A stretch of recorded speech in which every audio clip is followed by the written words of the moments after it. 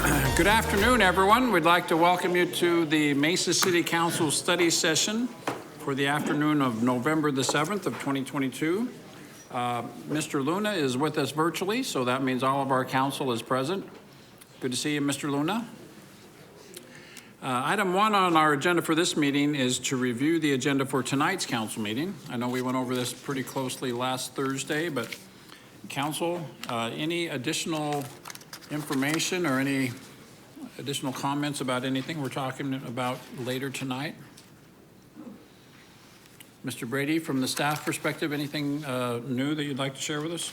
Not since we last met, Mayor. I don't believe there's anything additional. Okay. Great, thank you. So presently there are no items off of the consent agenda, but we'll see how the evening unfolds. All right, next then, item 2A on our agenda for this meeting is a presentation to provide direction on a helicopter traffic corridor study that examined helicopter flights and the future development of land located within 1 mile north of the Falcon Field Airport to assist in the city's land use decisions. Corrine Nystrom, our Falcon Field Airport Director, good to have you with us, with Mr. Dr. Apaya, our Director of Development Services. Thank you for being here. Mayor, Council, we are excited to be here to discuss this study before you.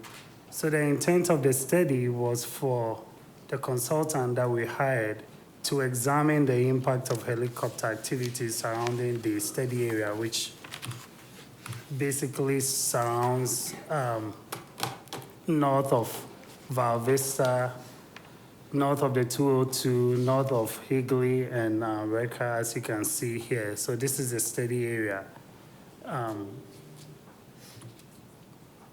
And as you can see here, this is basically the elevation of the area showing you the height of the area. The slide that you're looking at right now, this shows basically the space area for the helicopter flights and then the, what they call the Class B flight area. And actually this is, I will leave Corinne to explain to you the distance and how this is critical to the city. Thank you, Nana, Mayor, council members. Basically, the way the airspace is set up by the FAA is that there is a Falcon Field airspace and is classified as what they call Class D airspace, which is any air up above, from above the surface up to the, what you see there as the AGL and the MSL, which sometimes people can get that confused. But what you're seeing is that's the limit. If you're going to be flying within the Falcon Field airspace area, you need to stay within that area in order to avoid having to come into communication with the air traffic control tower at Phoenix Sky Harbor. If you go up into the Class B airspace, that's more the airspace that is the airspace that is used for the aircraft coming and going from Phoenix Sky Harbor. So if you're in the Class D airspace, you're going to want to be communicating with the Falcon Field Air Traffic Control Tower. Now, the helicopters generally fly lower than the fixed wing aircraft, just simply because you want to keep a separation between the fixed wing aircraft and the helicopters. And generally speaking, the helicopters will be flying at a lower elevation than what you're going to have for the fixed wings, because the fixed wing, except when the fixed wings are landing and taking off, of course, because the fixed wings are going out, and eventually sometimes they will go into the Class B airspace, sometimes they don't. But generally speaking, the helicopters stay at the lower part of the Class D airspace.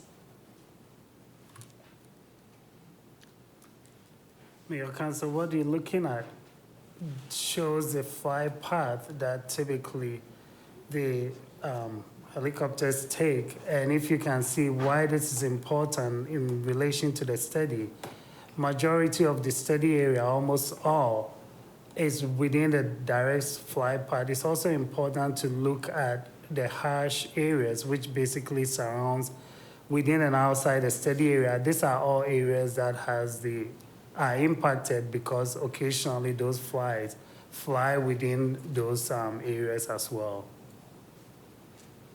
The diagram we're looking at, the one border, is that the city of Mesa city limits? And then to the north, is that Tano National Forest, or is it the Salt River Pima Indian Reservation, or some combination? Oh, there you go. Okay, Yeah, yeah. So go back to that slide. this one. Yeah, so Mayor, that dark line, right? No, that's City It's our limit. city city limit border. now. And everything above that is either Maricopa County or Salt River Pima. That's correct, yeah. I don't know where that line is between those two, but, so the majority of that flight path gets out of the city here pretty quickly, but it does go, extend further north. Okay. Yeah, Council, so what you're looking at right now, the general plan character designation for that whole area, or the study area, which is 831 acres, is designated as employment. And, you know, the goal of that employment area or designation is to ensure high range of employment activities or high intense industrial, commercial activities. In the employment character designations, you rarely see any residential development. Basically, residential development is not suitable or compatible uses that are within the employment character area designation.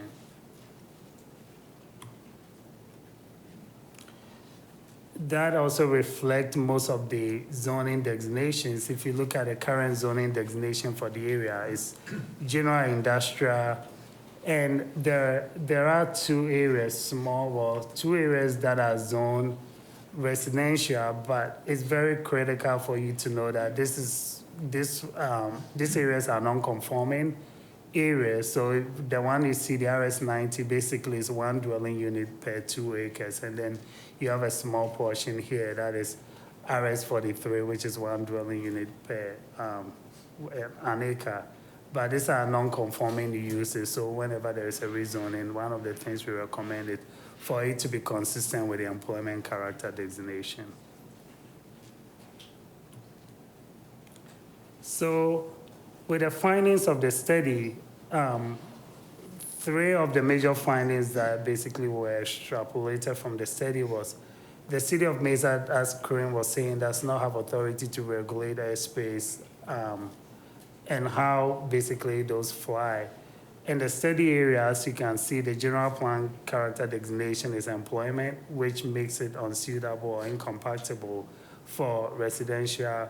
And also, the study areas I showed you include small areas that are non-conforming to the employment character designation.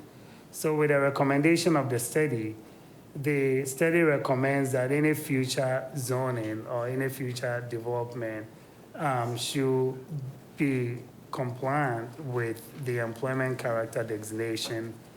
And also, as part of the development, the whole area is actually what we call the Airport Overflight 3 area, which whenever there is any development requires them to sign a navigation easement. And part of the requirements for being in the AOA 3, which is the Airport Overflight area, is also basically notify buyers of the proximity of an airport. And also, we also look at certain treatments whenever you have any potential or any residential development to make sure that they have window treatments, other things that minimizes the outside noise into the development. So the study recommends that we continue to require all those requirements within the AOA 3 and also make sure that future developments are consistent with the employment character area designation. So that concludes our study, and Corinne and I will answer any questions. So, Mayor and Council, obviously the study is important for the city to have for future reference, but it's also important for our major employer, Boeing, and helicopters to know that the city is much aware of this critical flight path that they have used since the 1980s, I think is what we said, since they've been there. So we want to make sure that this information, this report, these findings will be for staff, for future councils, for Boeing and others to have, so that if there were the possibility someone were to come and look at possibly trying to develop in this area, we would use this as a way to inform us in that decision that we really need to protect this area, recognizing the level of activity of helicopters flying over, so there's not a conflict with uses, so. Mayor? Yes, go ahead, Mr. Lu. Mayor? First of all, thank you, Nana and Corinne, for working on this study. To me, it's been really important that we continue to protect Boeing. They've been a company here since the 1980s. We want to make sure that they continue to be successful, but they do need to test their helicopters. And we want to make sure that this designation is set in stone in place, because we need to make sure that we protect what they do, not only for the city of Mesa, but for the nation. And having this designation ensures in the future that Boeing can be successful in what they do in terms of manufacturing Apache helicopters or any device like that. And so I am very much in support of this finding. So thank you, Corinne. Ken, thank you, Nana. Thank you, Boeing, and those that worked on this study. Again, it's very important, especially in District 5, that we continue to support these kind of efforts to protect the airport. Thank you, Mr. Luna. I know this has been a priority of yours, so we appreciate that. Mr. Freeman, then Mr. Thompson. Thank you, Mayor. So going back to slide 6, when I see the flight pattern, I know Mr. Mark Gasper's here from Boeing. I'd like to recognize him. Mark's over here, so if we need any technical advice from him. But looking at the flight pattern, is this typically what MD and Boeing utilize, their typical flight patterns? Mayor, Councilmember Freeman, this is the flight pattern that all of the helicopters coming to and from Falcon Field generally use. Okay. And the reason for that is because it keeps them separate from the fixed-wing aircraft that are coming in on the 2 runways. And we want to make sure that we maintain that separation there for safety reasons. And so this is the pattern that they normally fly when they're flying to and from the north and the west. Good. So a designated traffic pattern for them. It's not officially published as a pattern, but it's something that's basically just been agreed upon by all of the helicopters and the air traffic control, FAA, saying, yeah, this is the safest route for you to come and go from the airport. Good. Is there a medical helicopter stationed at Falcon anymore? Yes, actually, Mayor, Council Member Freeman, Banner Health is now flying out of Falcon Field. Okay, good. No, I was just noticing as well on number 7, our last piece of ag is gone. Nana, just for record, so we don't have any more agriculture as part of this study. It's going to be developed. So, as you know, but just for the record. So with that, thank you, Mayor. Appreciate it. Yeah, Mayor, Council, are we talking about Tyler Farms? Yeah. No, Tyler, this is Tyler Farms. Okay. Okay. Thank you. Thanks for clarification. Thank you. I'm a big proponent of protecting Boeing and their ability to fly in and out of their facility. But just being facetious, what's the difference between this and Gateway Airport and protecting the corridor? Because you're at least a mile off the end of the runway to the area that north of the 202, and probably a good half mile, if not more, from Boeing to that location. So why protect this area but not protect the area north of Gateway Airport? Mayor, Council, the Mesa Gateway Airport, about 4 years ago, the airport actually basically gathered all the surrounding municipalities and came up with a study. And that study basically recommended uses that are compatible to the operations of the airport. And through that, they also had various designations of the airport overflight area 1, 2, 3, and based on that, they made recommendations. So the Mesa Gateway actually have what we call the land use compatibility study. So that really had clear recommendations of uses and developments that will be compatible or incompatible to the area. So, Councilman Thompson, let me jump in here. I think we do. but it's not going north. It goes out off of SR 24. SR 24 in that corridor out there. Right. You have it, For- yeah, for- so- Well, for the, correct, for the Boeing piece, but I'm asking, for the protection of Falcon Field. Right there. No, one more. Which shows, Right, but the corridor, so here are two different things, right? Well, and Scott will help me. We're talking about specifically for helicopters, right? So we're at a lower elevation. The helicopters coming out of Falcon are going that north-south route. The protection we have for helicopters coming out of Gateway, and remember that now we got the runways going a different direction, is coming out across, and we had this conversation, remember, the whole designation on either side of the 24 and perimeter. So we do have that. We have it going, because they're trying to get further, they're not going north, they're going out. But they do go north too. Right, but they go east quite a ways before they go north. Yeah, What I recall. Mayor and Councilmember Thompson, that's correct. So the things that I know you were very instrumental with too, Councilmember Thompson, of ensuring the rotorcraft as they take off from Gateway, head east, they have that corridor along the SR 24 that allows them to get out to the state land area and then be able to, go wherever their patterns may take them after they reach out to state land. But that non-residential designation in and around State Route 24 was to allow a corridor such as this. Thank you. Vice Mayor? Okay, I probably have totally missed this, but on the residential, going back to slide, I guess, 8, or number 8, page 8. So the residential uses of RS 90 and RS 43, they're not considered to be compatible. So what happens to that land? What's the process? What is? Mayor, council, right now, those are non-conforming, so They're whenever there's grandfathered. They're another Oh. grandfather. grandfather, yeah. We don't rezone them if they're in Okay. place. They enjoy that right.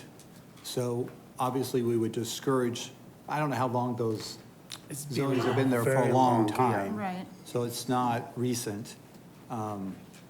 So I'll just leave it at that. I mean, it's, So we would encourage rezoning for Yes. commercial uses? Is that yes, a correct that's assumption? correct. That's non-residential. No, yeah, Right, and I assume we contact the owner and let them know of we Sure. are going to designate this as a protected area for air Yeah, travel? oh, we and- have, yeah, yes. So they don't go bring to a briar to the table and go, oh, just kidding. This is going to be really difficult because we can't. And Jim's going to point out, we create some incentives in the resolution that we probably should have brought up to discourage that. Go ahead, yeah. Yeah, Mayor and Council, we'll bring the report back for a resolution for adoption, and part of that will probably have some provision to create incentives, carrots for people that have this property that's. Waive all fees, do anything we can to Certain encourage fees them and to. to encourage rezoning to Yeah, we can't- an appropriate zone. We can't do it as a city, they have that as a right, but we've talked about including in the resolution whatever incentive we can do to, that we can control to encourage someone to look at this property and to rezone it. Are there any projects in the pipeline right now for these areas that are zoned residential? Mayor, council, no, none that I'm aware of. Good, all right, okay, thank you. But if they chose to not accept the incentives, the carrots we were dangled, they would still be subject to the notifications to buyers, the abrogation easement, and the noise attenuation building requirements. Mayor, council, that's baked into correct. what you just told us, right? Yeah, That's correct. all right. Well, this is for direction. I think the consensus is that we want to pursue, that we'll nod our heads in agreement, right? So thank you for the work that's gone into this. I know we had engaged consultants and spent a lot of time on this, and I think we've done what we need to do so that Boeing and future councils are in a position to make good decisions. So this shows back up as what do we call it? Resolution. A resolution of support or Yeah. to this, so that council can approve it formally. Great. Let me just share that I think it was a week ago, I was at Boeing. They were delivering a Apache helicopter to the Netherlands, the first of many, and recently signed an agreement with the nation of Poland for, I believe, is it 90, Mark? 96 Apaches. So for the next decade or two, you know, this is going to continue to be a very busy place, and these protections are going to be very, very necessary. And of course, the goal is for, once we establish this corridor, that puts this site in a position to compete for the next generation of helicopters as well. So I think this is very important. All right, thank you very much. Thank you. Next item on our agenda, item 2B, is a presentation and discussion on the Mesa Fire and Medical Emergency Transport Program.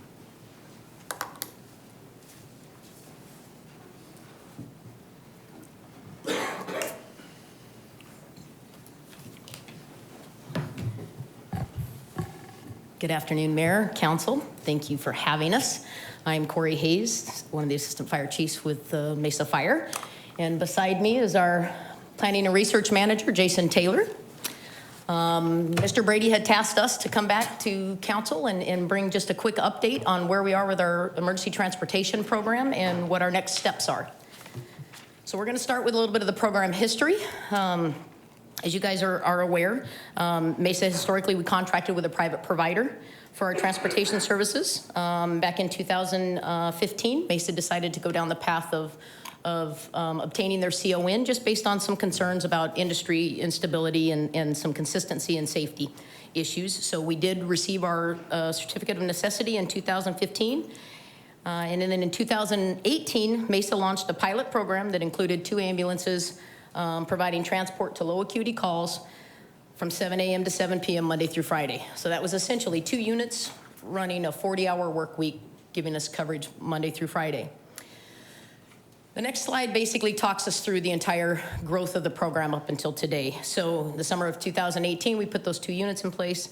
They were running about 2,000 calls a year total in the system. In 2019, we added 1 more unit to that for a total of 3 ambulances, working a peak time schedule still, gave us 7-day-a-week coverage at a peak time, and it took about 4,600 calls in the system. And those were still the low acuity calls that were designated as non-emergent transport code 3 responses. And in 2020, we added 3 additional units. So we had 6 peak time ambulances staffed by Mesa Fire and Medical transportation employees. They were running still the low acuity type calls, 7-day-a-week coverage, and we were at that point took on about 8,000 calls. And then in January of 21 was where we did the next big jump in our program, and that was where we took 11 of the peak time units, which were all of the peak time units that run in our system. Peak time staffing is anywhere from 7A to 7P. Up till noon to midnight, so they're 12-hour units. We took 11 of those units and 1 24-hour unit into our system, and our private partner took those out of their system. So that was the first real blush of us running all calls in the system. It was I think we've talked about it a couple times with all of you, and we called it kind of a hybrid model where our private partner was supporting with 9 of the 24-hour units, and then we had our 12 units. So, and at that point, we've averaged about 16,500 calls. Jason? Then this chart just illustrates what Chief Hayes was just walking you through. This is basically the total transports within Mesa's borders by quarter. The gray bars are other transport providers, and the blue bars are the City of Mesa transports. And you can see the biggest step there is the first 2 quarters of 2021. That's when, as Chief Hayes said, we moved from just low acuity in the pilot and focused on all transports. And since then, we're hovering around 45% per quarter of the total transports. So the next thing we want to talk about are some of the program successes, and we've seen a lot of them. Most of them are things that we had talked about going into the program. We saw significant improvement in continuity of care. I think that's one of the things that was important to us, that our customers felt like that they were getting a good service throughout. Several of the things that we were able to do is standardize our equipment. We work with very technical equipment on our medical calls, our monitors, our ventilators, our EPCRs, our drug boxes. With our private partner, they were not always the same as the equipment that we carried on our fire trucks. So it certainly made a significant improvement when our ambulances went into service, and our crews were very comfortable with providing care out of the same, no matter what toolbox they were using the same equipment. Consistent training. All of our folks get consistent training from our EMS division. So they are training together in the fire stations. They are practicing running calls. We use something called the PIT maneuver on how we run codes, and that's something that we do as a team. We practice it as a team, and these guys are able to integrate into that, and it makes the calls go much smoother. And then system adaptability. So one of the things that we saw impact our transportation program that we were meeting with Mr. Brady pretty regularly on throughout the pandemic was offload delays. Our hospital partners were really struggling to offload our ambulances in a timely fashion. And it was not because they didn't want to, but because of issues in staffing, in overload in our emergency rooms, in bed availability. So one of the things that helped with us running our system is we've been able to upstaff unit hours in the system as a whole to offset staffing shortages from our private partner, as well as the hospital delays. So all of those, I think, made a pretty significant impact in making sure that the customers, the citizens of Mesa, got consistent service in a timely fashion throughout the pandemic. And we're still working through that. One of the things that Jason pointed out to me a little bit earlier today is our offload times are still up by about 50%. So we had offload times, we had several situations where we had ambulances waiting for 9 hours with a patient in a hallway at an emergency room because of bed availability, staffing issues, priority patients. So we're still working through that, but it's definitely, we're seeing some improvement. Another big success of the program has been the broader ambulance coverage. As you guys know, we've been able to place our fire ambulances in fire stations throughout our system, where our private partners really had, I guess, 6 locations across our city. We're a pretty large city, 140 square miles, I think, 140 square miles. We have 6 ambulance locations for our private partner that all of the 23 ambulances that run in our system used to run out of. In our model, we have ambulances across the entire city. We have ambulances in fire stations in the far southeast valley, the northwest part of the city. So it certainly has, we've seen an improvement in how quickly we're able to dispatch an ambulance to emergency calls and get them on scene. And Corey, that gives you a lot more flexibility to place them where you need them. It does. Right, whereas the private ambulance company doesn't have that kind of flexibility. So that's a huge benefit for us, right? Yes, sir, it is. It's a significant benefit. As one of the things that's super important with our transportation program that we have taken very seriously, and I think the city manager has kind of demanded it of us, is that we have to make data and analytics is what's driving where we're putting these units, how we're using these units, and when we're putting them in place. And because we happen to have fire stations all across our city, it makes it, we are able to be very nimble in unit placement based on where call volumes are changing, where we're seeing growth. So it's been a significant improvement from the previous model. And then we've also been able to offset our operating costs through our billing revenue. We've seen throughout the model that we've certainly met our projections in what we thought we would be offsetting in our operating costs, and that's been very successful. I'm sorry, Corey, I mean, can you amplify that a little bit? Because I know we had the Medicare grant, and the whole point of that was to figure out this new model of how we bill for these services and have some cost recovery. Is that actually, am I hearing you correctly? Are we actually doing that now? We do bill for all of our transports. Okay. Our billing rate is set by the state. Right.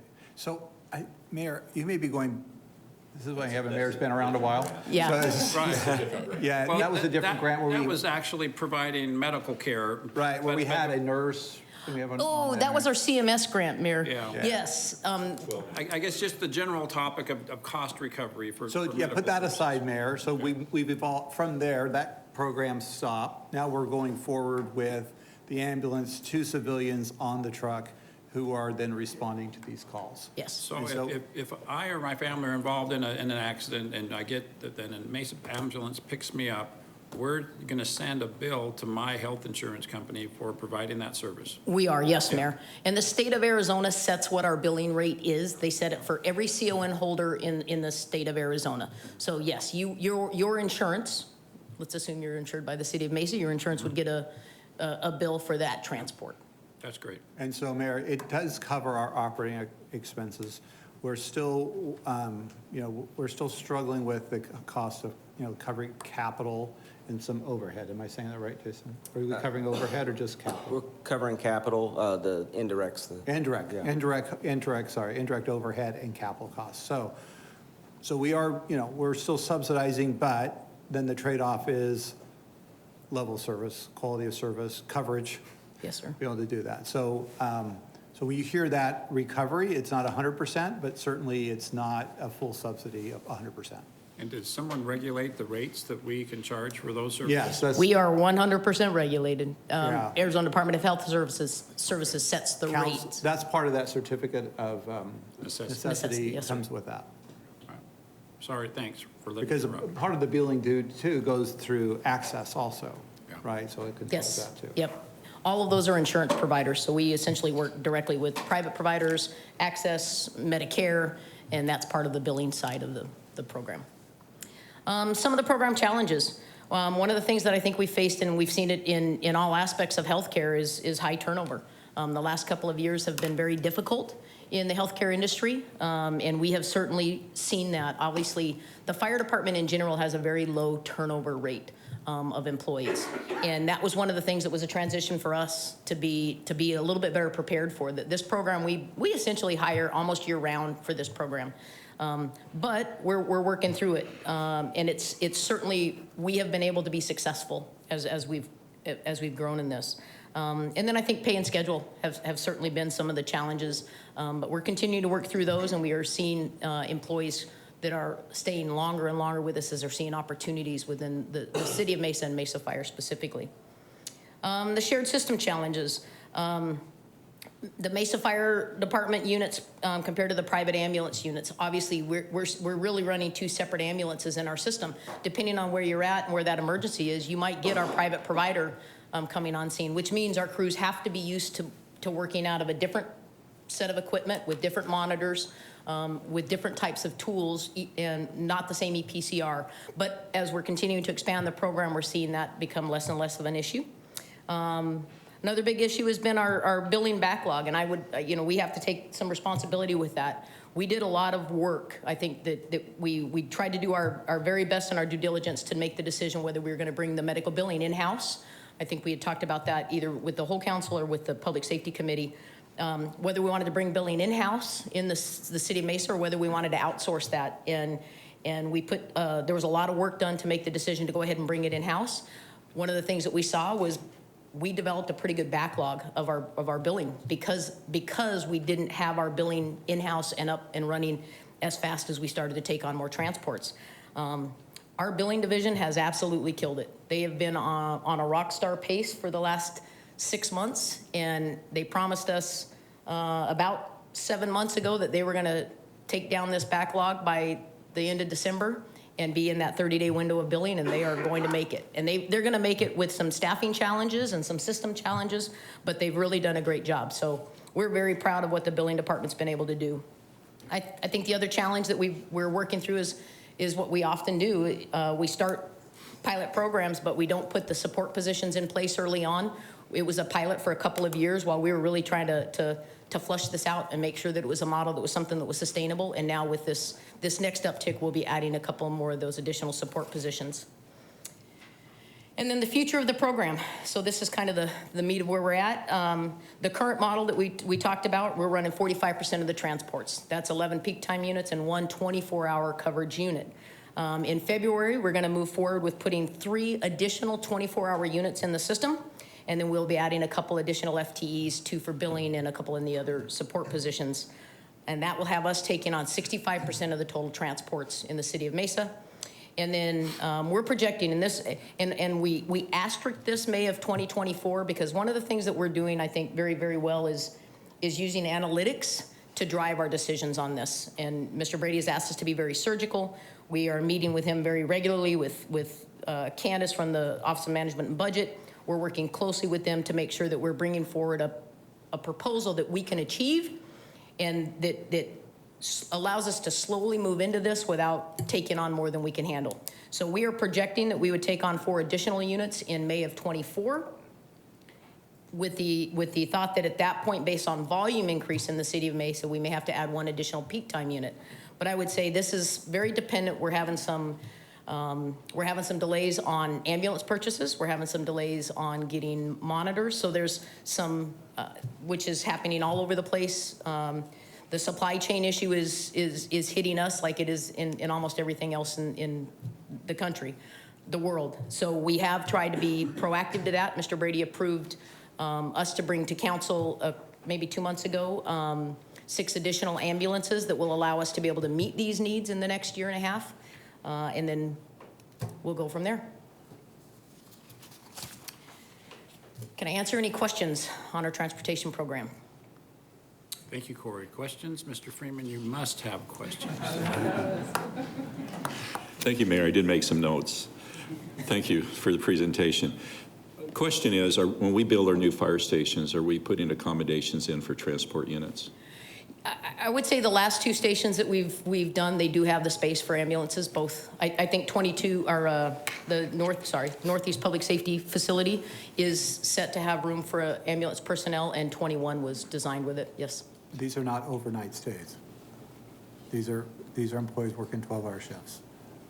However, it could convert to 24-hour because some cars. Not our preference to have civilians working 24 hours. I understand that. I'm just However, telling some you, of the the opinion of the stations. city managers, I do not want 24-hour shifts of civilians in with sworn. Right now, that's not our model. Our model is to keep these flexible, keep them agile, keep them with 12-hour shifts. So no, we're not building in specific space inside the fire stations to accommodate more beds for people to stay overnight. That's not been our policy. Okay, I get that. However, some of our stations have been built with the model to put a transport unit in. I know 206 has, and some of the other units have, whether they're civilian or sworn. Right. That was the model that was anticipated years past. Yes, sir. Going to the employees on the civilian side, do they like the peak hour units or the 24-hour units? What is their preference? I mean, do you have a blend of employees that, does it matter in hiring and retention? Yeah, Mayor, Councilmember Freeman, yes. Certainly, I think that we have a mix of both. It's kind of one of the things that we've seen similarly on our operations side. You know, we started in the last couple of years putting peak time units in the operations side and have seen that we do have folks who enjoy working that schedule. From the transportation side, we have folks that like both. There's certainly an interest in the 24-hour schedule. I would say to Mr. Brady's point, we're a very busy system. Right. The city of Mesa is an extremely busy ambulance operation, one of the busiest in our region for sure. We've seen our private partner has gone to split 12, what we would call a 24-hour coverage, which is what we're talking about here, but they use a split 12 model because of employee well-being. You know, Chief and I were just talking about this morning. When you look at the call volume of an ambulance, if an ambulance is running 10 calls a day, that's would be similar to an operations unit running 15 or 16 because of the time on the call that an ambulance has. So we are very, very cognizant of, for the employee well-being, of making sure that these ambulances are not being overworked in that 24-hour period. But they do, absolutely, we have people who enjoy both schedules. Okay, good. And that's very important just for the mental health and the well-being of all the employees. So I just wondered how that was going. Are we being very efficient and timely, meeting our response patterns for our patients and getting them to the hospitals? We are. We have specific, and the city of Mesa chose when they submitted for their CON, Chief Camelli and Jason and Chief Beck made decisions at that point to give us fairly strong response times tied to our CON. We have some of the tightest response times in our region, and we are meeting those every month. Good, good. Thank you. I mean, this is long awaited, and I just appreciate, you know, city management looking forward to putting more 24-hour units in service. I think it's important to meet the needs of our residents and our community, and and our response times. And I really love the interaction between the private sector and the sworn people, because it's very difficult to get on a rig and you don't know where all your equipment is, and you have your equipment and they don't mesh. And so I like seeing that working together. So ACLS and PALS, things like that. So thanks, Mayor. Thank you, Mr. Freeman. Other questions or comments? Mr. Redia. On the future, I know we have a contract with a private. What's that timeline that we have with them? Does this meet with the contract that we have as far as converting May 2024, taking over 83% of the transport? How's that look in the future with our private contractor? Yeah, Mayor, Councilmember Heredia. We essentially wrote our contract with our private partner with these flexibilities in mind. So essentially, at Mr. Brady's order, we can give them a 90-day notice that we are going to upstaff units and ask them to remove them out of our system. So we have flexibility throughout. At whatever point we feel like we're comfortable in taking on those additional units and bringing on that additional staff, within our agreement with them, we have that in place, 90-day notice. But right now, they are an important partner. Sure. Right, to continue to provide service. We're not ready to take on the whole To take it city. over. Nope. And we want them to be part of it for as long as they can. Now, as long as they're delivering service and they're being timely, that's what drives us. And sometimes we'll agree to pick up areas where they're struggling. Yes. As far as response times, we'll take those on, because a lot of times they just don't have the proximity of a location or staffing issues or whatever. So we can go, because we have fire stations everywhere, we can locate one of these ambulances in there, and then all of a sudden, we dramatically have changed the response time to that area. So we'll continue working with them over a period of time. As you can tell, even if we wanted to tomorrow or next year, we couldn't do it because we've got the equipment, personnel. But obviously, there's a trend here, and we'll just see where it leads. But we don't know how much longer a private provider will be in the market. But as long as they're there, we can figure out a way to work with them. Sure.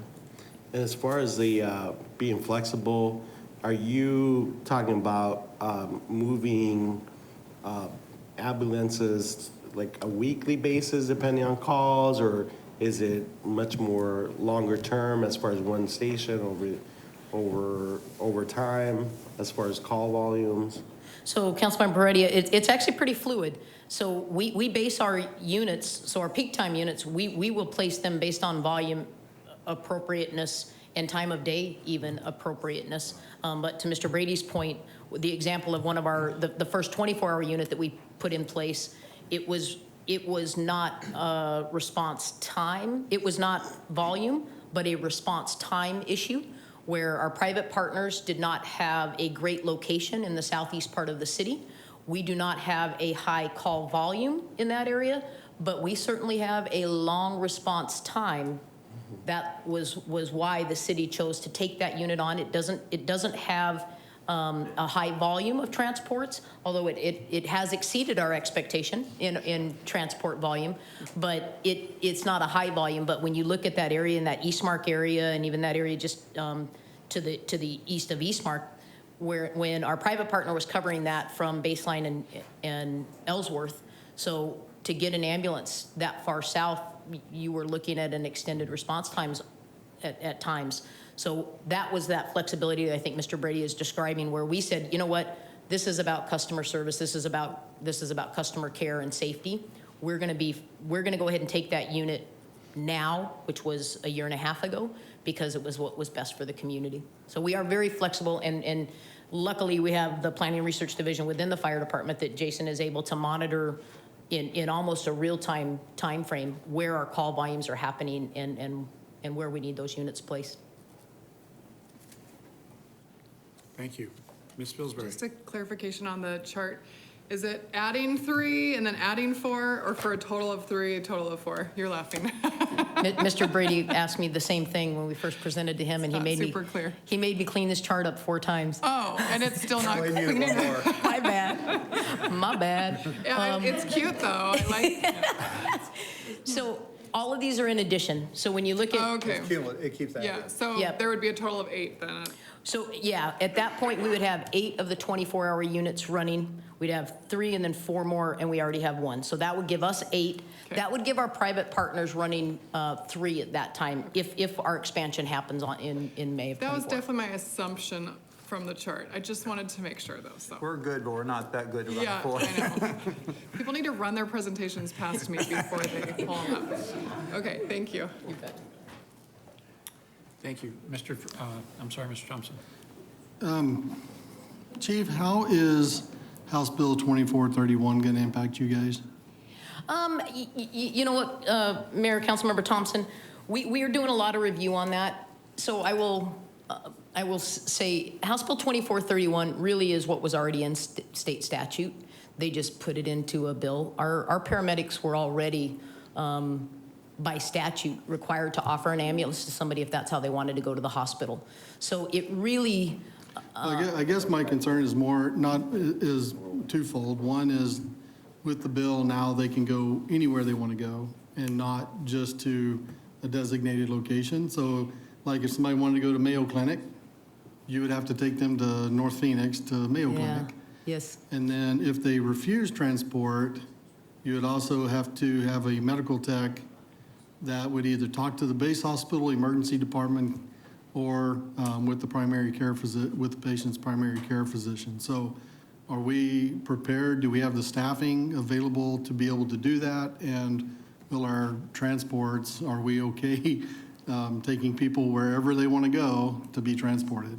Yeah, so Mayor, Councilmember Thompson, yeah, by state statute, they were always able to say they wanted to go to whatever hospital. In an emergency situation, the paramedic has the authority to then say, this is a crisis situation. I can't bypass an appropriate facility. If you're having a heart attack or a stroke, we can't bypass an appropriate facility because the patient felt like they wanted to go to Thunderbird, right? But if it's non-emergent, they've always had the ability through state statute, through DHS, to go ahead and say, I'd like to go to Mayo. We don't see a lot of that. Obviously, we don't see a lot of folks that want to leave the city that they're in to go a long ways away, but it's there. The bill that you're, and we had a chance, I had an opportunity to participate in the stakeholders meetings on this bill, and we certainly, there's some good and bad with it. I don't think, my opinion is it could have been written clearer, but they did change several of those things. So we don't have to see in on every call. We don't have to the initial version of the bill stated that you had to patch on every, on any refusal. We don't have to do that any longer because we have offline protocols that are designated by our medical director. So that was actually removed from the bill. So essentially, we're going to do some touch-based training with all of our folks because it was a bill specifically to pre-hospital EMS providers. We're doing a touch base, I believe, the first couple weeks of January with our medical director and all of our folks. But beyond that, we don't really expect to impact us much different than how we always did business. So Mayor and Councilmember Thompson, Chief Hayes was very diplomatic in the way that she just worded that. There's a long history with that piece of legislation, and at the start, I think many folks agreed it was a solution in search of a problem. That being said, we worked with the bill sponsor, the chief, and others did a great job of articulating what actually happens out in the real world as transport is occurring. And I think where it ended after a lot of amendments too, just mainly required departments to establish protocol and then follow that protocol. And so we were able to move to neutral. The league was able to move to neutral on the bill after a very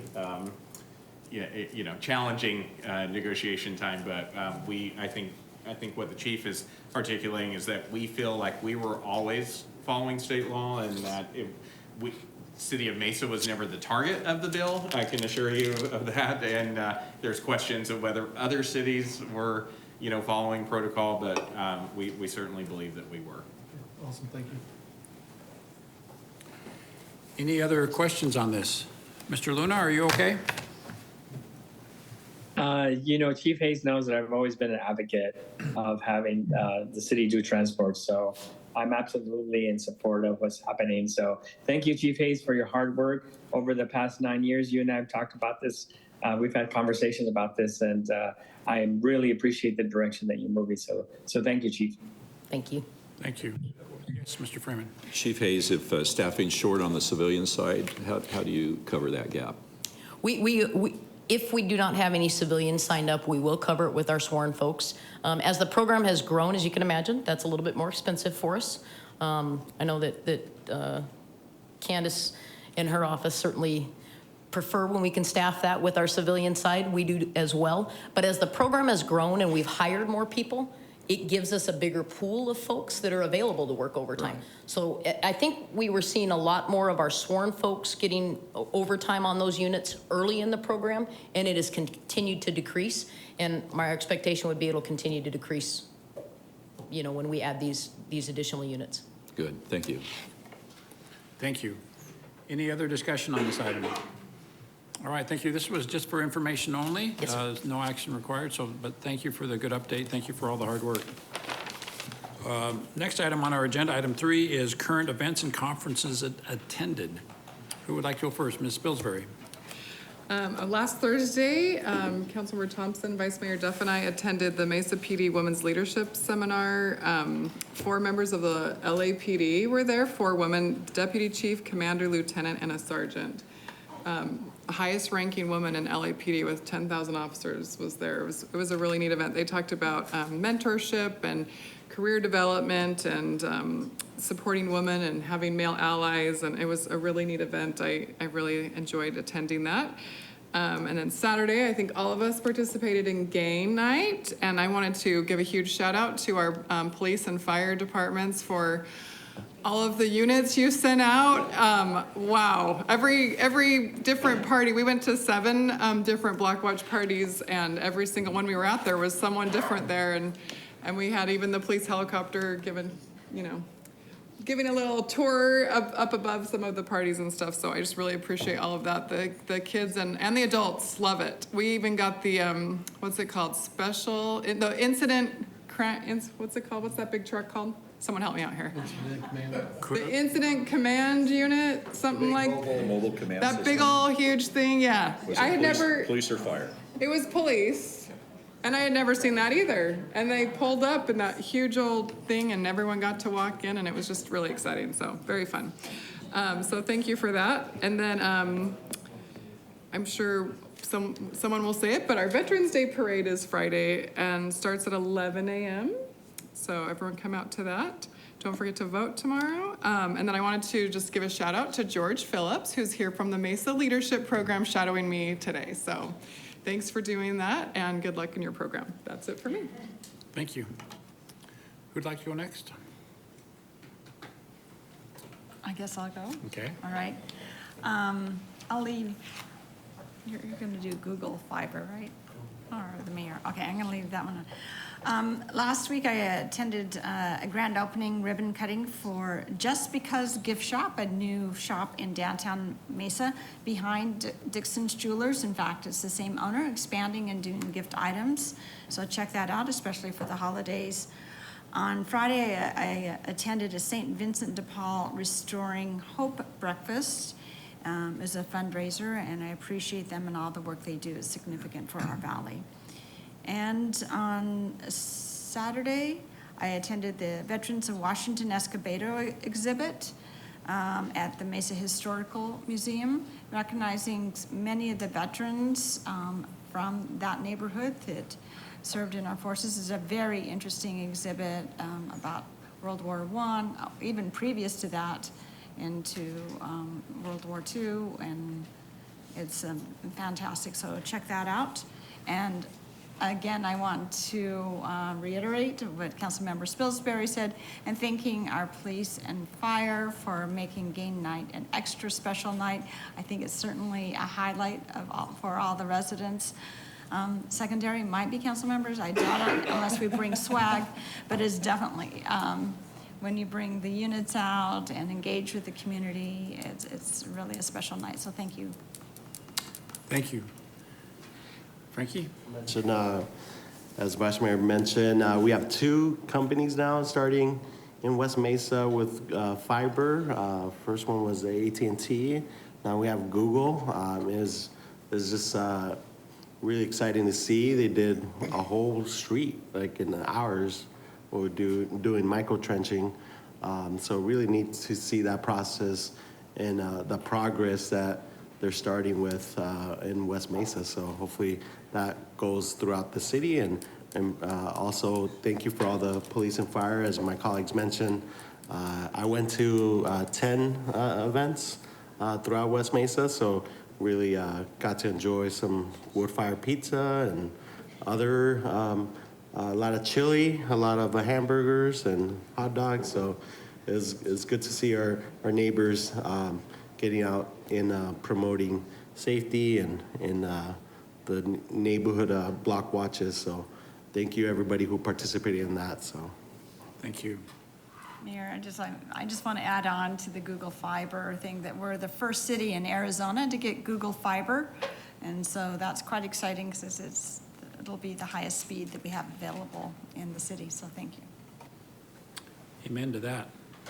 Mr. Freeman.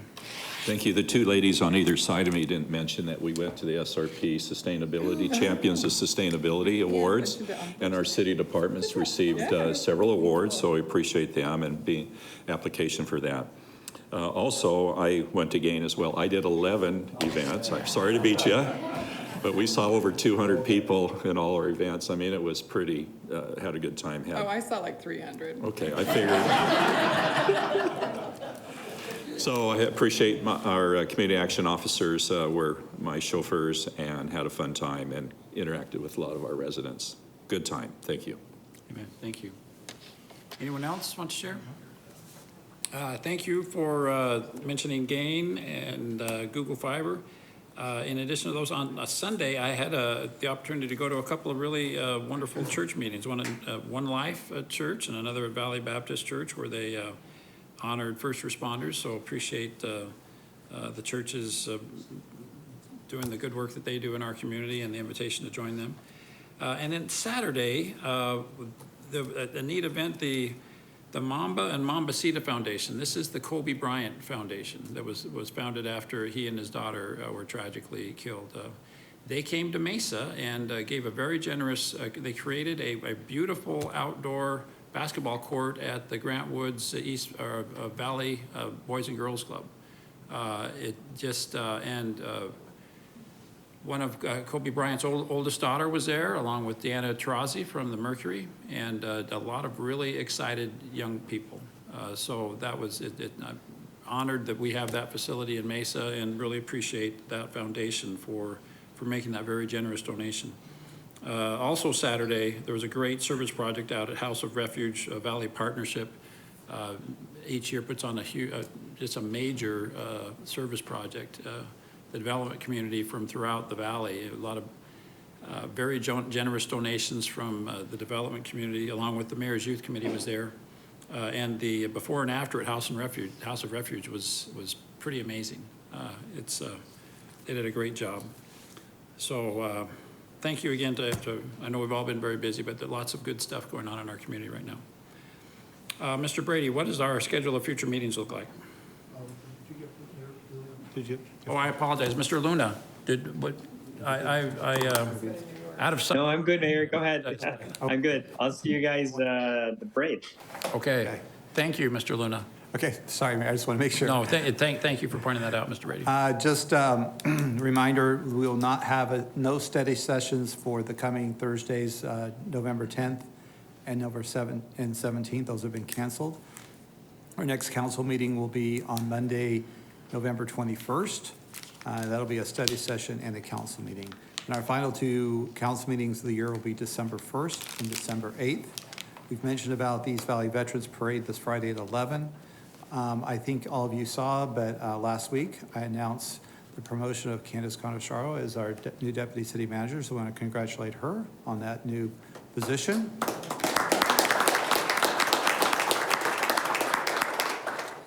And I think Nana would like to maybe introduce Mary. Would you like to introduce our new planning director? She's here today, so you want to do it or you want me to do it? Okay. Mary, stand.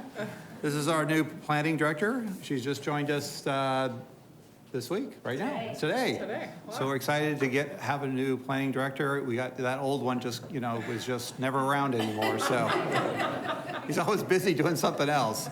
So we're excited to have, You brought her to a council and study session? good to break her in. Mary comes with a lot of experience, both, I wouldn't call California foreign, and outside international. So we're glad to have her with all her experience, so we'll get her to work very quickly. So you'll be getting to know Mary over the next several weeks, I'm sure, as we deal with many planning cases. So thanks for joining us, Mary. That's it, Mayor. Thank you. Thank you. Well, congratulations, Candace. Congratulations, Mary. We're excited to work with you. That concludes the items on our agenda. Is there a motion to adjourn this meeting? Thank you, Mr. Thompson and Ms. Spilsbury. All in favor, please say aye. Aye. Thank you. We are adjourned. Aye. And we will convene upstairs in just a minute or two.